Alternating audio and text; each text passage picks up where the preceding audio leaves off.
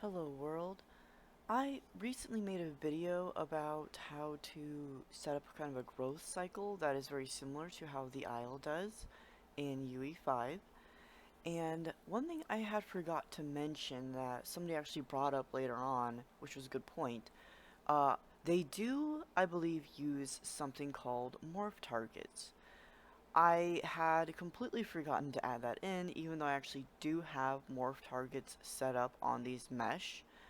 And I just wanted to go over really quick a little bit about that. A morph target is something that is on the mesh. It is not something that you would generally add into your UE5 game itself when you have the character here. It's something you would build while you're creating the mesh, or whoever your 3D modeler is whenever they're making that mesh. And once you have that morph target up, you would have access to it in the game. So, for example, when I have this guy here, Mr. Tentacles, if I open up this character, and I have it playing right now, it's paused, I've added this little bit here. So here I have the capsule component. I'm getting the world scale. I am checking, is it less than or equal to 1? If it is, so if it's still a pretty small little guy, I'm going to set that value of baby for the morph target, that's my morph target name, to 0. And if he's bigger than that, I'm setting it to 1.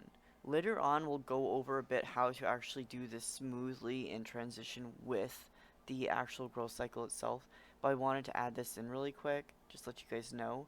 I will go over this more in my next video, but just so you can see really quick, this is an adult. You'll notice he has these nice long plump tentacles. He's got a really big mouth, really long thin antenna, and his legs are nice and stocky.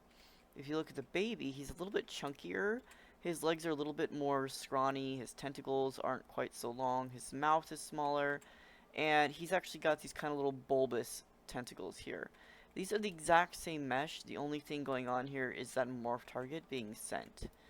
So when I go back over here to this guy, this is the actual mesh itself. This is a baby version. This right here is a morph target. If I just scale this up, you'll see that his body size changes a little bit. His structures change, his feet get thinner, his antenna change, his body.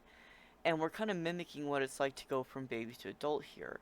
A baby animal usually has like kind of fatter body and smaller or stubbier limbs.